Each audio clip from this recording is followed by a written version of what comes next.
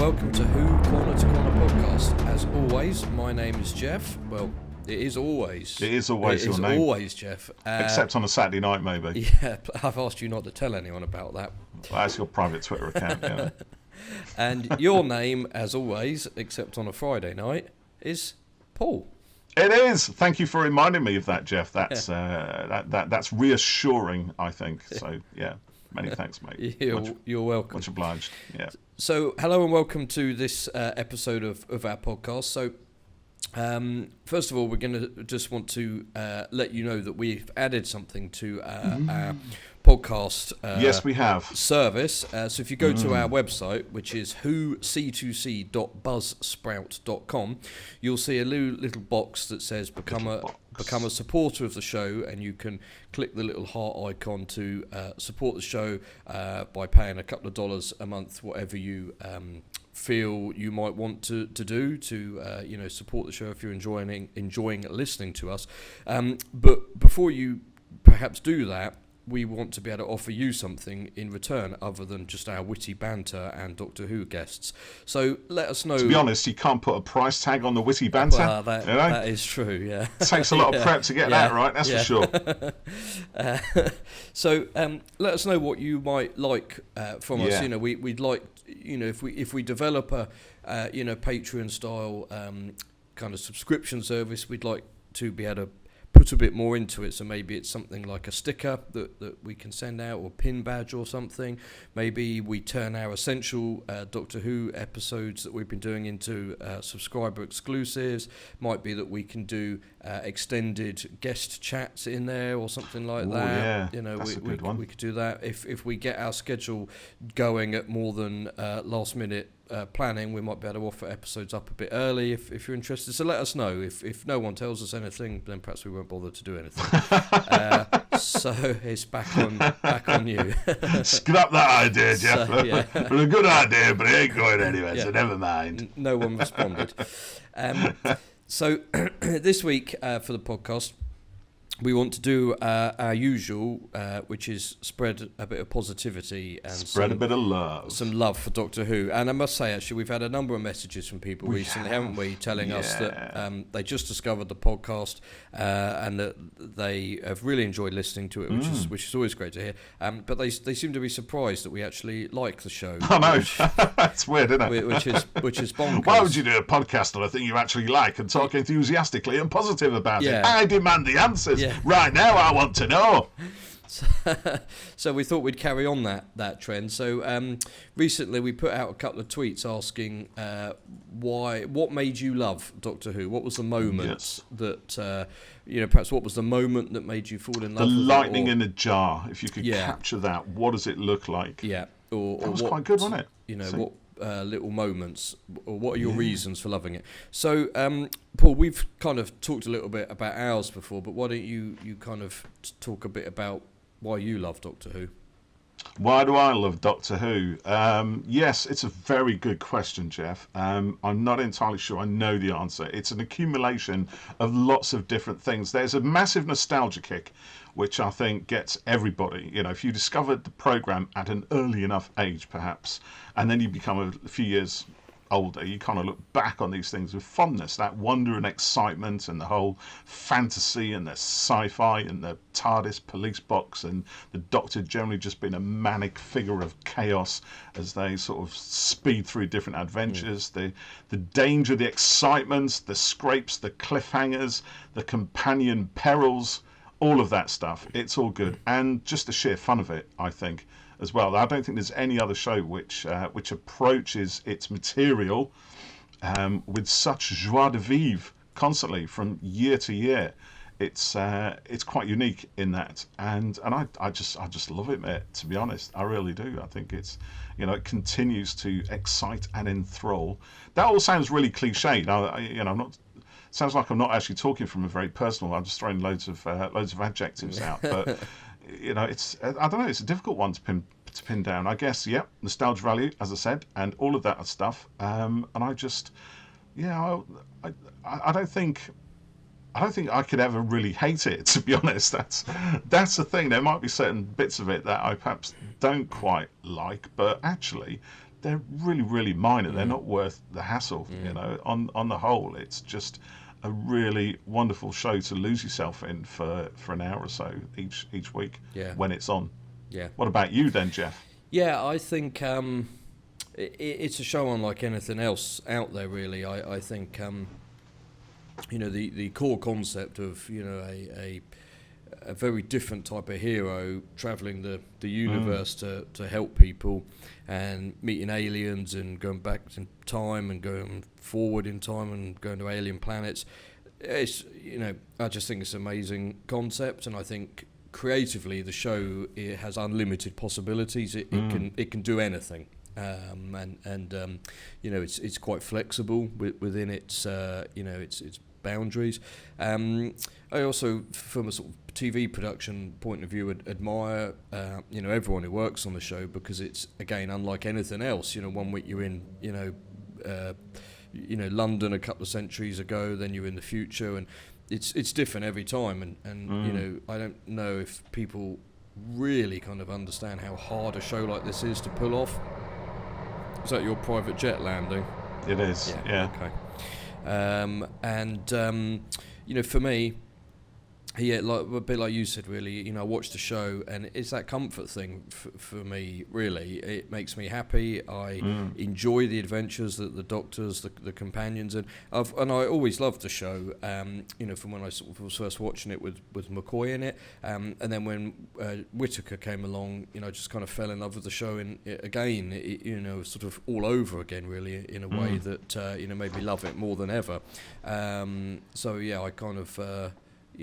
doubly, fell for it. Doubly.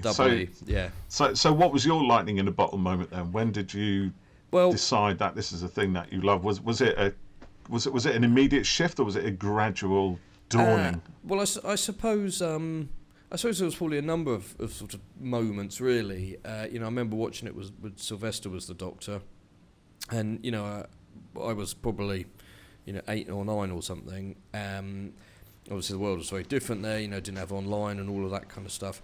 But no such thing as cars, even telephones. Wow, what a luxury! I used to have to wind the telly up to make it work. 50p in the meter. Yeah.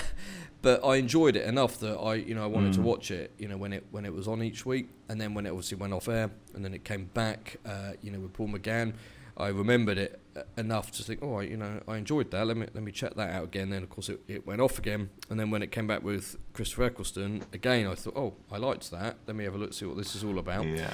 And then that was so good, that first season, that it just hooked me, and I watched all of it in a weekend when I bought the DVD set. Because I'd only seen a couple of the episodes when they went out live, and then I was working and missed them.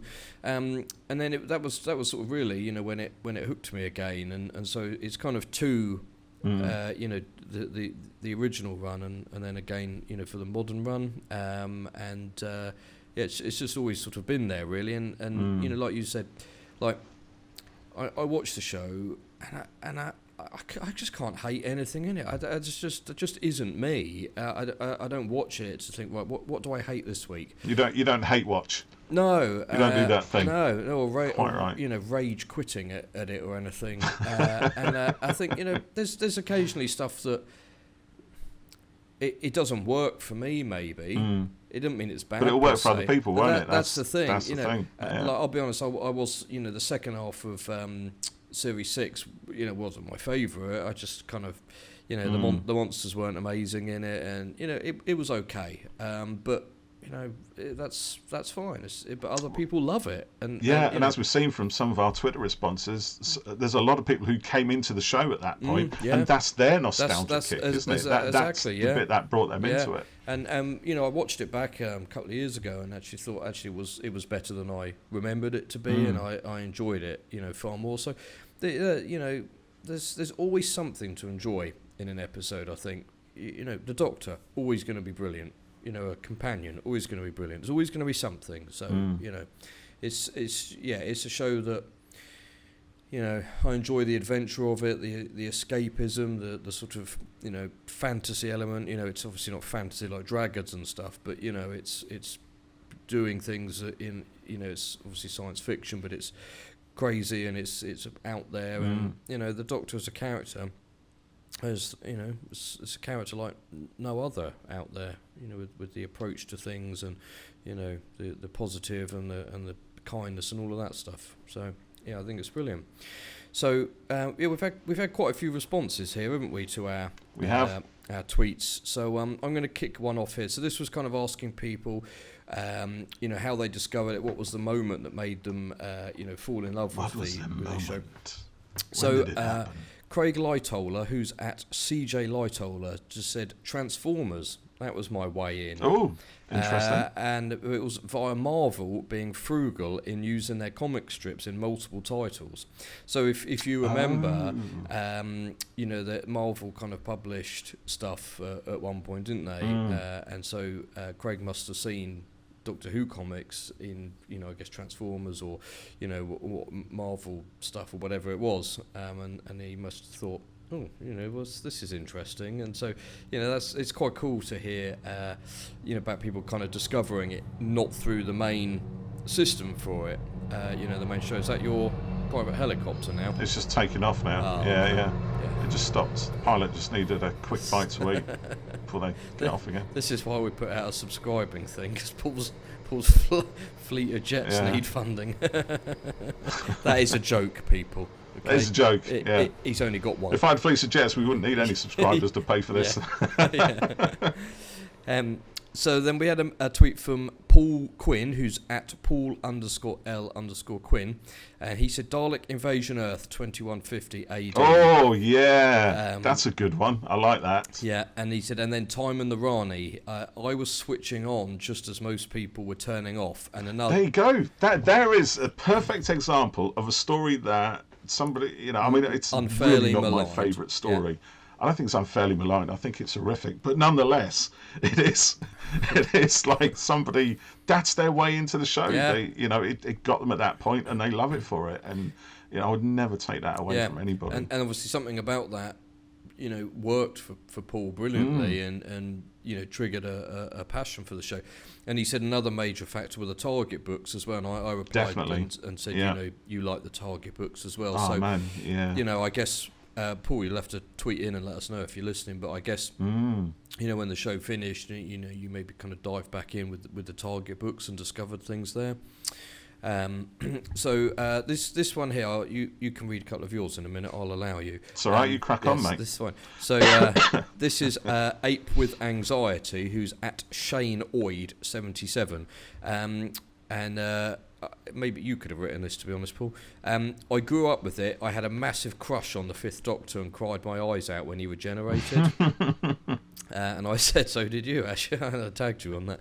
Yeah. So so far, you know, a couple of people kind of getting into it, you know, in the classic era, which is great. So that's because we're all old. Yeah, that's because you're old. I'm just going to quickly scan. Oh, okay, there's a modern one coming up. Yeah. There you go. So give us a couple of the ones that you've got there.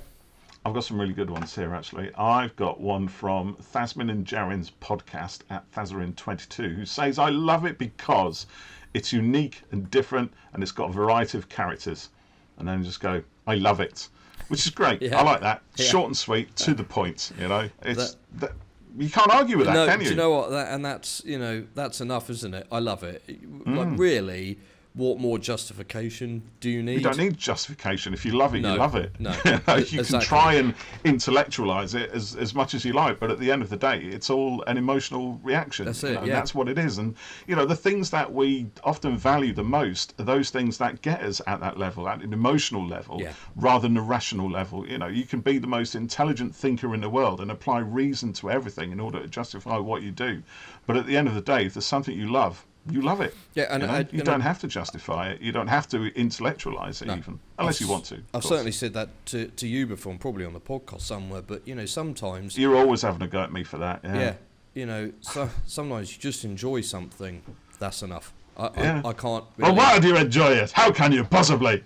It's just, shut up. I love it. I can't really explain it. I can't. You know, articulate it. It just causes an emotional response in me. Exactly. Yeah. And I think it's that's the most important thing. I think in anything really. Whether it's it should be Doctor Who fun. or whatever. It's something that you have an emotional reaction to, and it's a positive reaction. Then that's great. Get more of it, because we need those little rewards. Life's difficult enough, to be honest. So anything which gets us in that way is to be valued and cherished, in my opinion. So there's another one here. I can't pronounce that Twitter handle, but it's from @Mocha Quokka. Is that what it is? There's characters in there that I just have no idea how to pronounce. But they say nonetheless that I grew up with it. My parents worked in childcare, wasn't really a thing back then, and in a rural mining village. So my uncle watched me and had no idea what to do with a child, so sat me in front of a Doctor Who VHS episode. I suppose it's a comfort thing for me, but it also shaped, there is another, my moral compass, I think. I also ended up studying law because Mum and I were tossing ideas about things to study.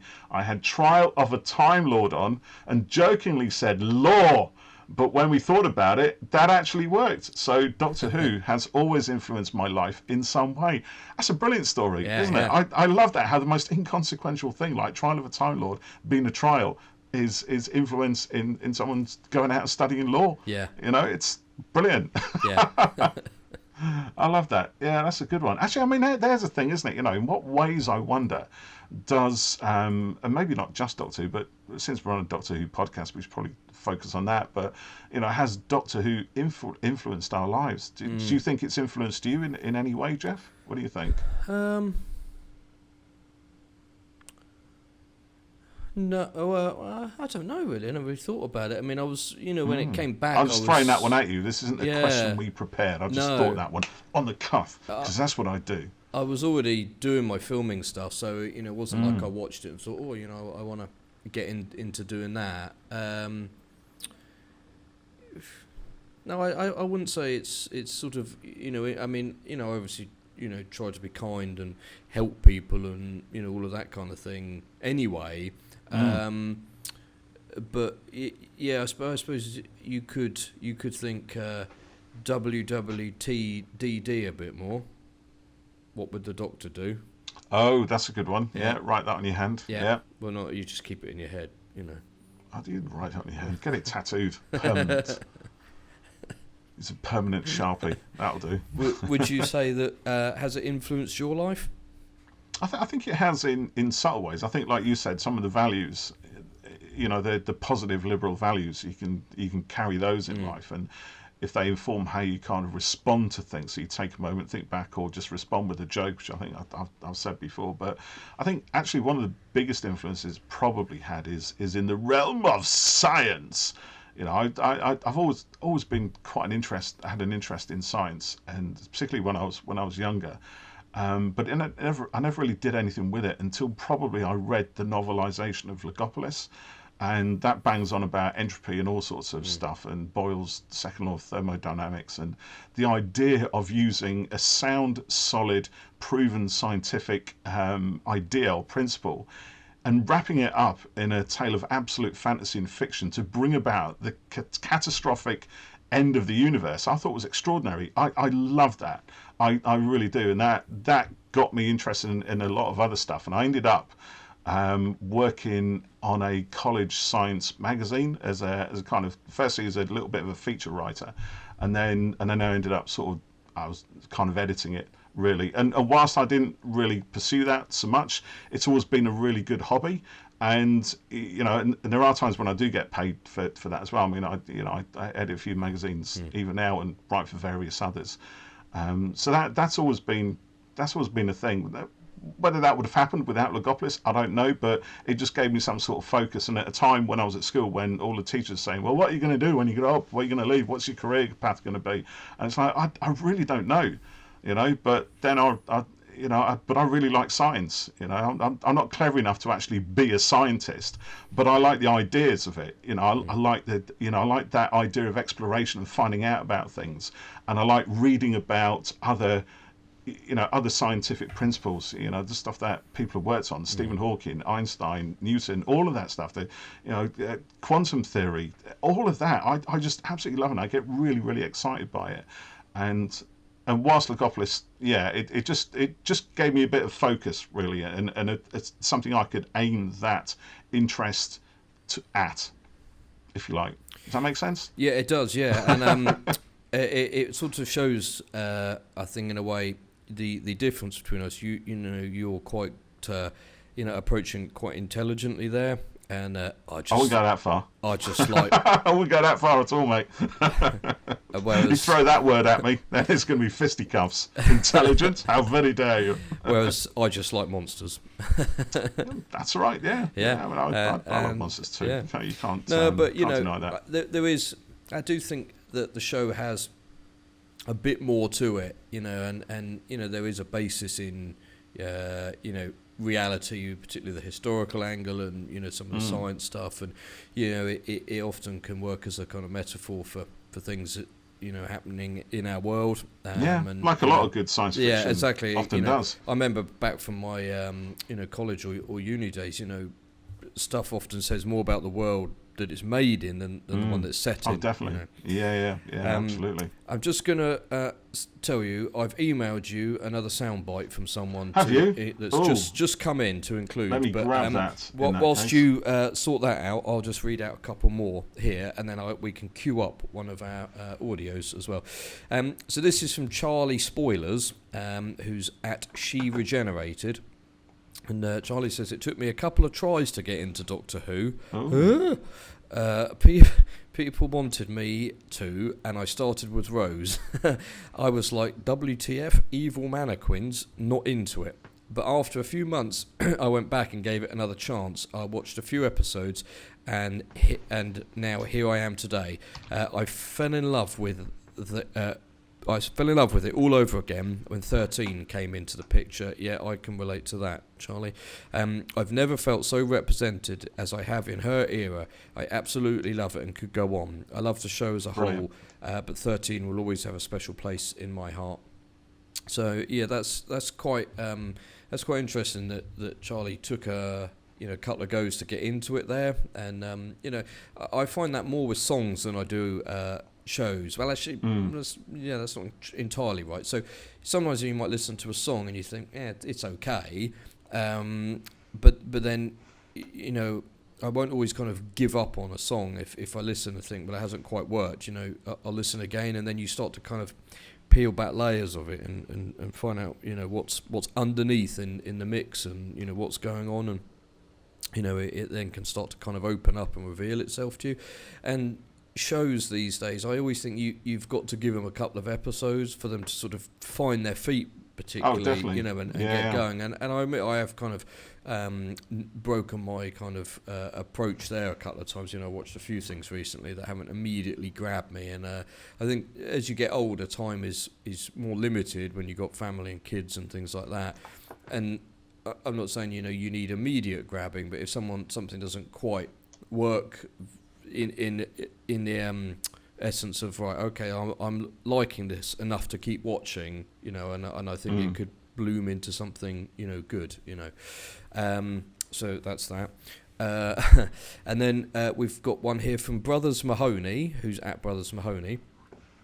Our father was a fan of the show, and at some point he bought the Three Doctors on VHS, which we watched multiple times as kids. We didn't know anything more about the show, but we did love the Three Doctors, so from the age of 6 or so we were hooked.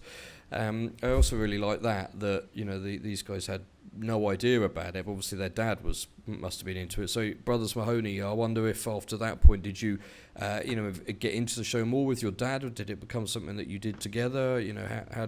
How did all that go? But would love to hear a bit more. So I've got another tweet here, or a tweet from Will Hadcroft, who's at Hadcroft Will. But Will has actually sent us an audio clip, isn't he? So Paul, would you like to load that up to play it now? And I'm going to do the same thing and listen to that at my end. Here it goes, Mr. Jeff. Okay. I'm playing it now in 3, 2, 1. I'm Will Hadcroft, author of the BBC audio original Doctor Who The Resurrection Plant, he wrote featuring the second Doctor, Jamie and Zoe, read by Fraser Hines. Read by Fraser Hines? I was born in 1970. My earliest memory of Doctor Who is, I now know, the Chronivore from The Time Monster. I didn't realise for years later until I saw it on DVD. If that memory is correct, that places my earliest memory at 2 years of age. 2. Proper memories begin with Tom Baker. I had a vivid nightmare about the Sontaran probe from the Sontaran experiment. Later on, I can remember walking around the school playground, arms outstretched, chanting "Kill the humans," having seen the robots of death.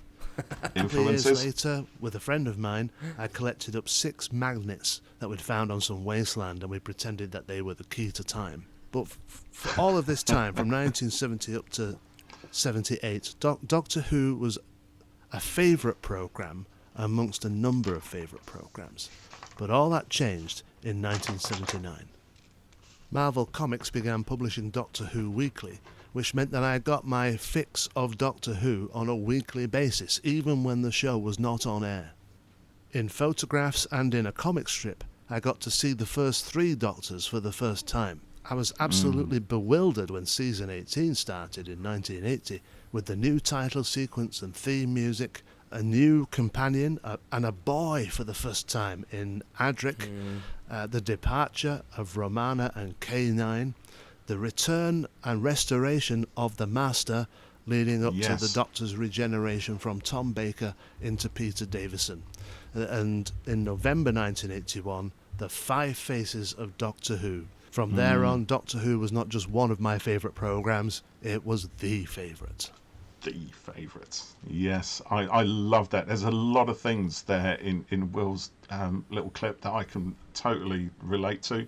Absolutely, 100%. I mean, yeah, I'm not sure about picking up magnets from a wasteland. That probably wasn't a safe thing to do in the 70s when your hair starts falling out and your teeth and everything else. Then it's probably not a great idea. Even unsafer now. But this is why things were great in the 70s, because health and safety was somebody else's problem, and people could just dump toxic shit in your backyard if they felt like it. In those days, binmen used to actually come around your backyard and all. But no, that's brilliant. I mean. It's funny, actually, he mentions the Sontaran probes, because that's probably one of my earliest memories of Doctor Who as well. That kind of freaky thing as it sort of wanders around the top of Dartmoor or something. Yeah. But, yeah, and then season 18, absolutely, and the 5 Faces of Doctor Who. I cannot tell you enough how much I absolutely love season 18. It has never been bettered for me, ever, since it was out. It is, for me, the absolute pinnacle of Doctor Who. Is peak Doctor Who, if you like. And I never even saw all of it when it went out. I didn't see much of it until Warrior's Gate came along, and that was probably my moment, I think, because obviously I'd been reading the Target books up until that point, and I loved those completely. But they were my favourite books. But I used to read a lot of books, a lot of all kinds of stuff. But Warrior's Gate was the thing that really did it. And I didn't watch all of it, but I watched enough of it for it to kind of pique my interest. And then, as Will said there, throughout the rest of that, and then with the 5 Faces of Doctor Who, more Target novels, and then into Peter Davison. Yeah, that was it. I was kind of sold, if you like. But I didn't actually get the Doctor Who Weekly then, wasn't it? But I didn't get that until, I think, Colin Baker was a Doctor. I picked my first issue up from the Blackpool exhibition, and even then I only bought it infrequently, because I thought, I'm not buying a blooming magazine every month. That's ridiculous. I'm not that much into it. I was in denial, obviously, but it took me a few years, and then I did subscribe, and I think I've been a subscriber ever since. Yeah. Have you got them all in the loft? I've got a lot of them in the loft. I've got most of them. I probably, I don't think there's many missing, to be honest. I've got a lot from the Matt Smith era. I think that's when I started subscribing, and previously I would buy it when it had a current episode cover, and then I just decided to sub to it, and I didn't read the comic strip in DWM each month, and then I bought one of the maybe a 10th Doctor collections, and I thought, why the hell haven't I been reading this? It's not like I wasn't getting, Why haven't I been reading this? Why? Because I got monthly orders of comics, Marvel stuff that I would read through. So it wasn't like I was like, ooh, comics. I was reading comics all the time. But I just didn't read the DWM one for some reason. So, I love that part of the magazine.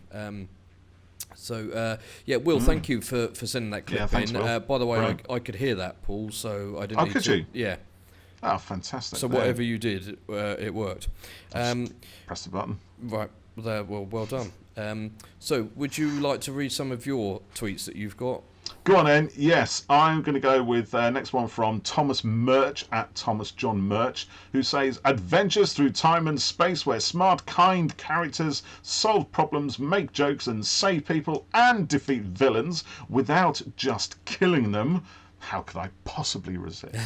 Quite right. I like that. Yeah. And we've got Who's King Clive _3 at Who's _Clive. See, I can read underscores too. Yeah, I can. I just don't like them. Who says, I watched Doctor Who as a 5 to 6 year old in 1985 to 6 and have a vague memory of my favourite Revelation of the Daleks. Later on in the 80s, I got a Dapol 7th Doctor, TARDIS and Mel. But when I fell in love with Doctor Who was in 1988 when I was watching Remembrance of the Daleks and saw the Special Weapons Dalek, which we talked about. We did talk about Essential Daleks, didn't our we? previous episode, which was one of our essentials. If you haven't listened to those are ones where we focus on a doctor Do it now, or a monster and pick our favourites. Yeah, we did that. Yeah. Have you got another one you'd like to read? Or I've got millions, mate. Okay. Yeah. Go on. I'll do this last one, then we'll go to you. So I've got one from here from Joe Halliday at Jojo Champion, who says, always connected with nostalgia, as it was always watched in our house. It didn't look like anything else on TV, and certainly didn't sound like anything else.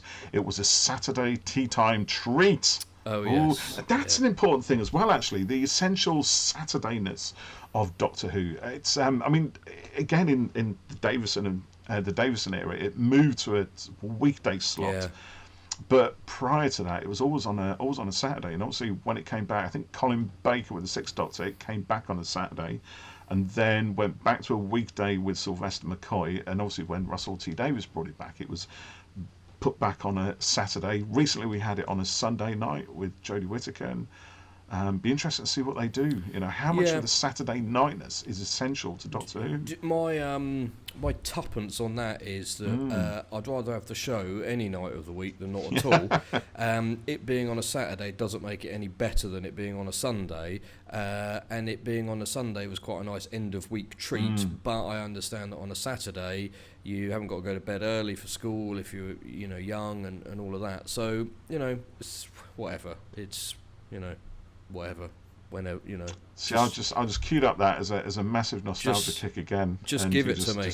Just trashed all over it. I take your point actually, but I think, when I I mean I think the whole Saturday nightness actually is a kind of relic of the 70s, and it's clearly a thing that I think John Nathan Turner was trying to break away from. He recognised that there was a big power in Doctor Who. It had a massive fan base, and it was really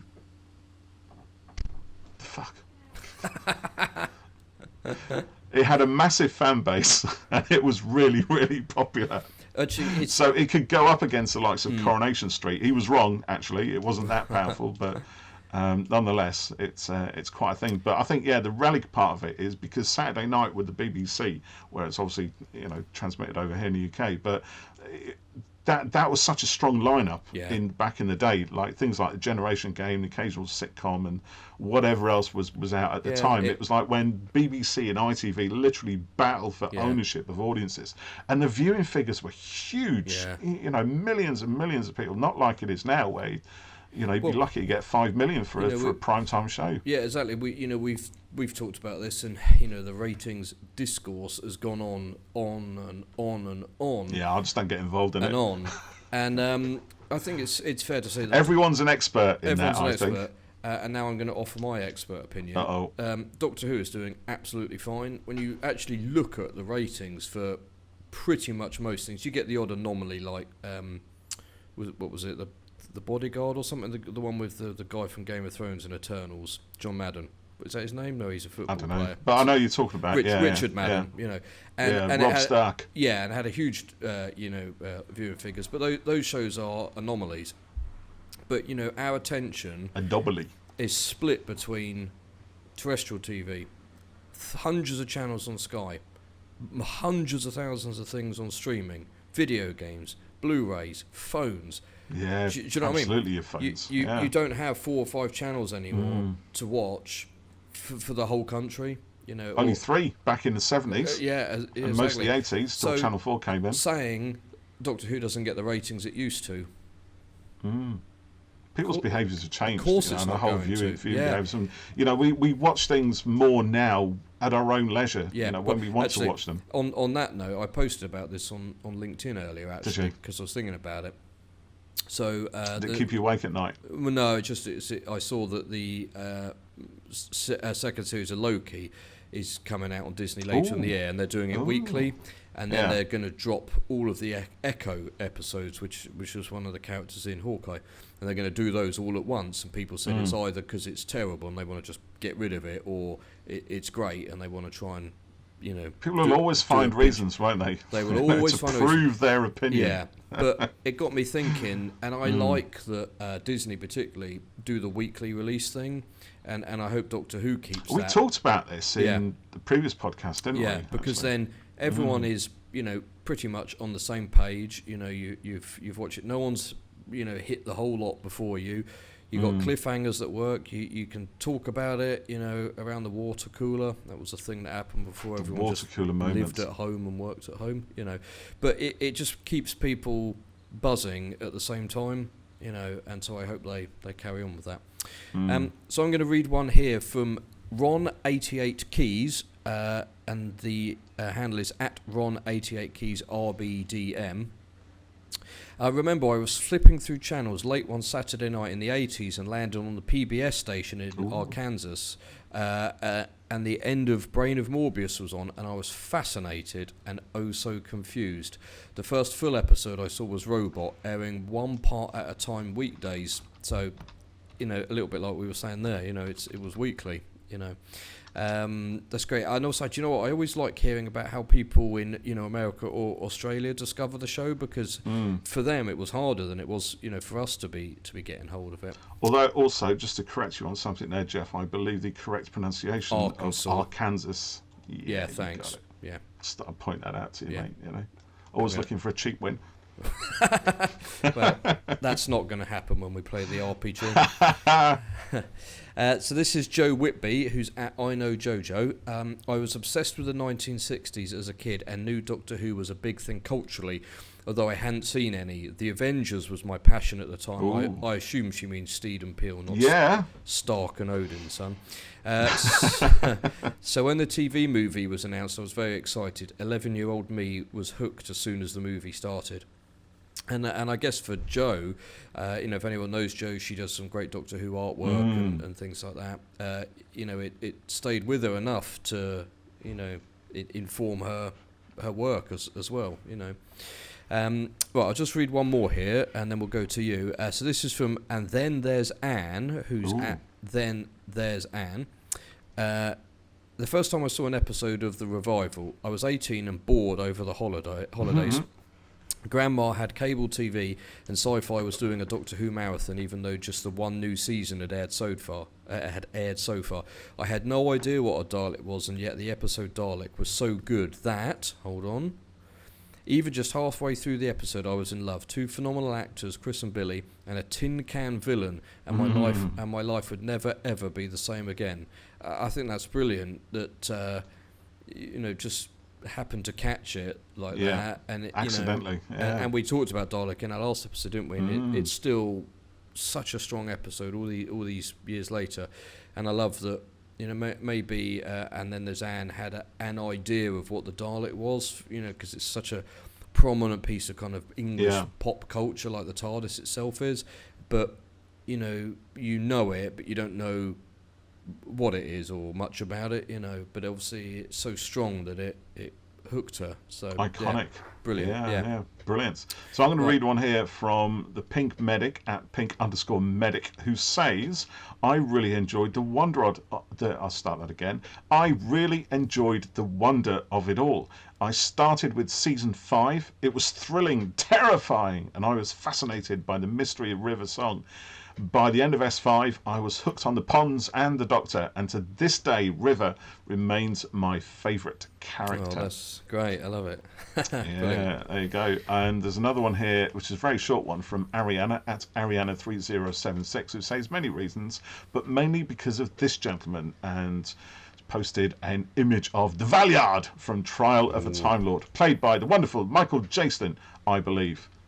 I remember that. Wonder what it was about him that got him into it. Was it you know, following the work before, or just happened to catch it and see that image and think, you know? Yeah. Do you know? I remember this just popped into my head. So I had some friends over from America some years ago. It was probably before my wedding, so it was about 10 years ago now. And we just had the TV on at home. We were flicking through, and they knew that I liked Doctor Who, but they'd never seen it because it was obviously a bit harder to get out there. And happened to flick on the TV, and Christmas Invasion was on, and it was the bit where the 10th Doctor was sword fighting with the Sycorax, and his hand gets chopped off, and you know he regrows it. And I said, "Oh look, this is Doctor Who. This is a show I like." They went, "This is weird." You like that shit, really? British, right? But one of their grandkids in subsequent years got into the show, and Matt Smith was his favourite, and he was watching it all through Jodie as well, so that was really cool. Would you like to play another audio clip? We've got a couple more here, haven't we? We've got one more. The other one didn't load. It doesn't like that format, sadly. Oh, which one is that? The last one you sent on AAC. So is it? But we'll slot it in. Let me see if I can convert that quickly whilst you play this. Go on then, you do that. This is from Max, I believe. Yeah, Max so let's play this one. Hi there, Who Corner to Corner. This is Max Blake at MaxBloke on Twitter, replying to your question about where I fell in love with the show. I would say that the place where I fell in love with the show, I was in a hotel room in the UK. I had just moved there, and I was really struggling with the move and relating to anything in the UK, really, as I had just moved from Texas. That's understandable. And then I saw The Runaway Bride. It was a rerun at the time, as it was 2007 when I moved there. But I specifically remember loving the Rachnos. To this day, me and my family, we still quote, "My children," to each other. So it made a pretty heavy impact, and that's when I got into the show. So, yeah, I just wanted to give my 2 cents. I'm a big fan of the show, so it's a pleasure to be featured on it. Have a good one, y'all. Have a good one too, Max. Thank you very much for that, my friend. Thank you very much. My children. Imagine going around doing that. Yeah, Freak that's you out. brilliant. You're at a job interview. So why should you take this job? My children. Brilliant. You'll hide. Head of accounts straight away. Do you know that? That's great that Max liked the Rachnos. That is still one of the most impressive prosthetics totally. and creatures that they've done on the show. In and when was it? 2007. So that's coming up for 20. It's almost 20 years old. Yeah, pushing it. Yeah. Still way off mine. It was like 15 years, but still brilliant. Yeah. Max, thank you so much for sending that Max. clip in. Brilliant. Paul, I've just emailed you the other clip as an MP3, which will hopefully work. Yeah. Awesome. Yeah. So whilst you look at that, I love this, live, interaction. So this is from Simon Hart, who's at Psy_Hart. My moment was seeing the trailer for The Leisure Hive and knowing that the show was suddenly coming back. It was full of strange images and looked weird and wonderful, and suddenly I couldn't think about anything else. I was 5 and a fan forever. Brilliant. Do you find that a lot of your waking time there are Doctor Who related things bubbling away in the back of your head? Oh, always. Yeah. Every single time. Yeah. Again, that probably goes back to just having those early Target novels inscribed in my psyche at a very impressionable age, and growing up with all the rest of it. Definitely. So here's one from Scouse. I met Matt Smith. Just drop that one in. Yeah. I guess that was at a convention recently, so I would love to hear a bit more about that. And the handle is at _ fish custard 11 _ and it says, when I saw the poster in the Echo of the 10th Doctor and the 11th Doctor, so that was the one that was used to promote Day of the Doctor, TARDIS is floating above the Earth. Oh yes, and their yes, faces yes. I know the one. I was sitting on my dad's knee and I said I don't like him, in a very classic Doctor Who fan way, and then I fell in love with Matt's Doctor. I was 5 or 6. We've had this a couple of times before. People have said quite distinct memories of dads. It's quite often dads, actually, isn't it? That sort of pass it on. But sitting on my dad's knee is that must be kind of burnt in there. Not in my case. My dad hated it. He always turned it over, especially when season 18 was on. I just remember he said, "I'm not watching this shit. Get up and turn the telly on and watch Will Madeira instead." Which I didn't mind. I quite like that. Buck Rogers in the 25th century. It was quite good fun, Yeah, and that's interesting as well. Actually, when you think about it, you got this glitzy, glamorous American show full of laser beams and action and all the rest of it, and running up against it is season 18 of Doctor Who, which, if you don't like it, can be thought of perhaps as a little bit dreary. Certainly in comparison to the glamour of things like Buck Rogers. But you know what? I've watched Buck Rogers recently, and for me, it's on the one hand not as glitzy and glamorous as I thought or seem to remember.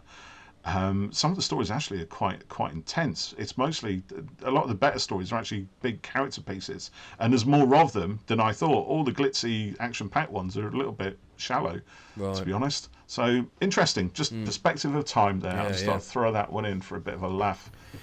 Wasn't very funny, to be honest. Maybe won't bother again. Well, yeah, thanks. Just don't do that again. But yeah, my dad never liked Doctor Who. He was never. Yeah, my dad wasn't into it. No.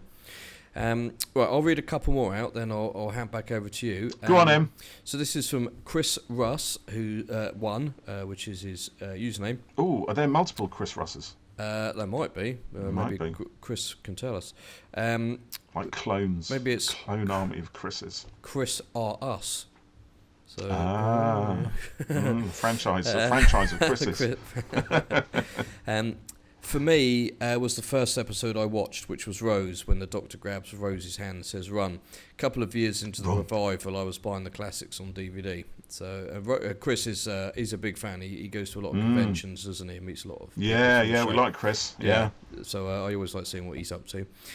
Kelly, who's Kelly E. Rosen, says, I was 18 when I started watching, and I started with 9.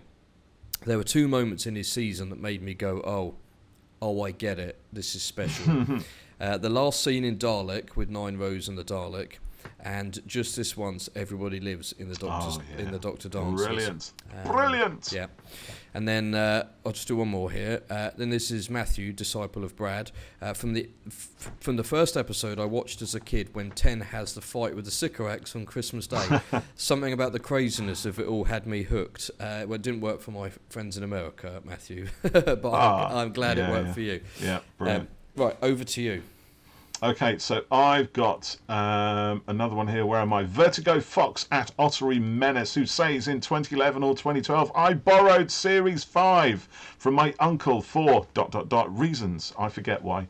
My brother and I liked it, wanted to see more. Our uncle had almost the whole 4th Doctor run that he taped and transferred to DVD. Wow, that's commitment there. He lent that to us, and that's when the show really clicked. I like that story. So again, not so much a dad, but an uncle in this case. Craig Lightowler.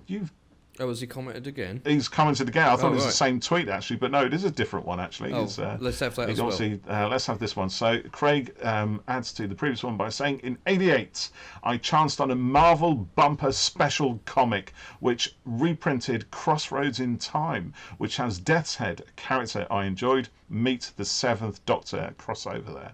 He outsmarted the bounty hunter. I like that. And then the toys appeared. Then in 1989, I committed to watching. Yeah. Nice. ... Quite the whole thing. That's brilliant.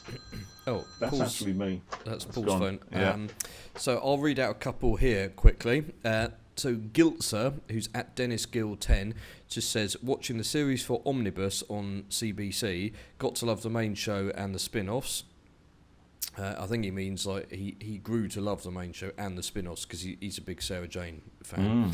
A Mandalorian, who's at Amanda M8810, says, I can't remember a specific moment, but whenever I figured out that it was a way for me to go on adventures too, life's a mess, you know. I wish I could go with a doctor and see all sorts of places and times, but since I haven't been chosen yet, watching along is a wonderful escape.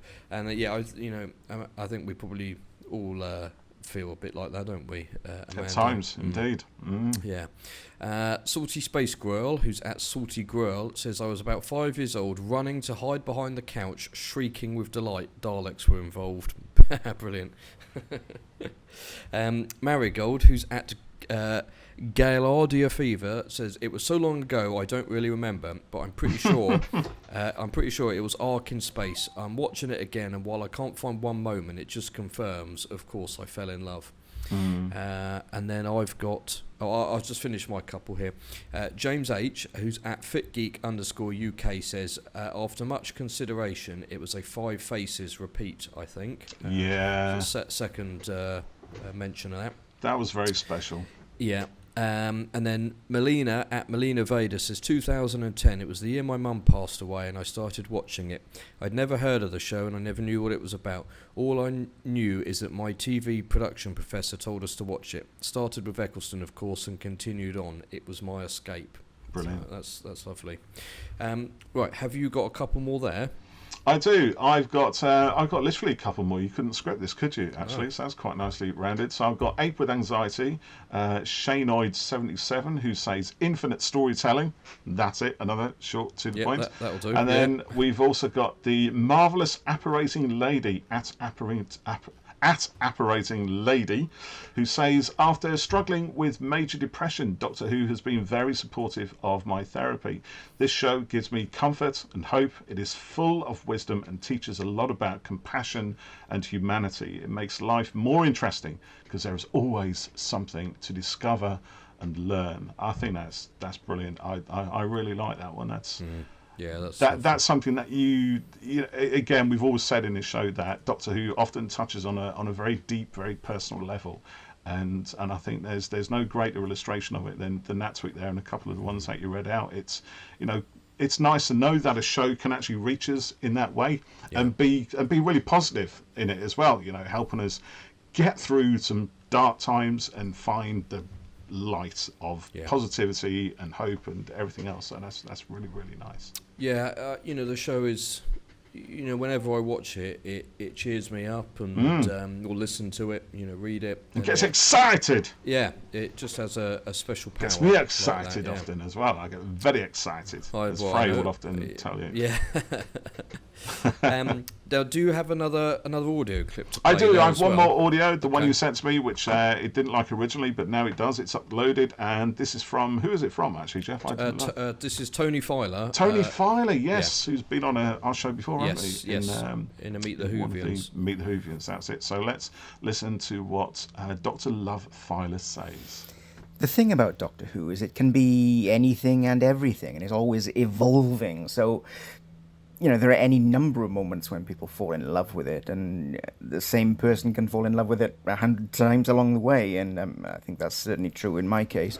The first story I saw go out live was Destiny of the Daleks, and I distinctly remember the moment when Tom Baker, as the Fourth Doctor, is just lying insouciantly beneath a boulder, critiquing a book that he happens to have brought for the occasion, and it's just like, this is one joyous little madman I can get behind, and I've been a fan ever since, obviously, so that shows you something. But I mean, there have been so many moments since then. I sort of fell in love with the Fifth Doctor during Fort of Doomsday, of all stories, when he uses the Earth culture displays to plot against Monarch, kind of underneath the radar. I'm thinking, oh, that's where you know that the Doctor is still there behind whatever face. You know, it's that thing of, we're going to be okay. This person has got our back. And I mean, you can go through, there have been so many moments, as I say. It's really any time you watch a scene and you go, oh, there you are. There's my Doctor. And you kind of fall in love with the show all over again, I think. David Tennant yakking away on the Sycorax spaceship. Matt Smith going, what the hell, in the Christmas Carol, and, you know, going down the chimney. Peter Capaldi's not on my watch speech in the Zygon invasion, Jodie Whittaker's travel hopefully speech from the Battle of Thingamy Doodah. It's any moment that really makes you reach out from your existence and think of something bigger and better and brighter and more possible. And there are so many of those moments in Doctor Who, so that's really my answer. You find new moments with almost every story, certainly with every Doctor. And long may it continue. Quite right. Bigger, brighter, and more hopeful. Yes. Was that what we said? Brilliant. I love that. Yeah, thanks, Tony. That's actually worked out really nicely. That came in and just in time, and it's quite a good little wrap up for this chat. Yeah, I think, I like actually, that. isn't it? Yeah. Thank you. This has been really nice to sort of, well, to talk about Doctor Who again, but to kind of find A out. bit indulgent? Why not? Well, why not? Exactly. We we all love the show, and talking about it in that way is brilliant, really. So thank you to everyone who's submitted their stories for us, and we hope you all enjoy listening back to this. I'm just going to say quickly, so this episode will be going out on Sunday the 21st. And you may or may not have seen, but we're running a competition at the moment on our Twitter page, which closes on the 24th. Do the competition. It's to win a digital copy of the 13th Doctor source book for the Doctor Who RPG game. So we are, I'm currently kind of reading up on the rules and everything, and we're getting ready to... I had a read. Play a game. Yeah, I think it's going to be good fun. You kind of basically make a story and kind of play through it, tell it through. So you had a role within the programme. Yeah, and you played that role in a game. Yeah. Like a role-playing game, I suppose. Yeah, that's it, really. Yeah. By all means, please enter the competition. You just got to follow us if you don't already, and if you do, then that's all good. Like it and retweet it, and then we'll be picking our winner. That's we're gonna all have some, you have to do. That's it. It's pretty simple. We're going to have some more competitions coming up soon as well. Yeah, we got some good ones. Those might require a bit more involvement, but you'll don't give it all away, Jeff. No, I'm stop not gonna, right there. I'm not going to say. So watching for that, you know. Yeah, I'll blurb it all now. So thank you once again, everyone, for your contributions, for listening, and for supporting us and joining us on our podcast. And so we will catch you next time.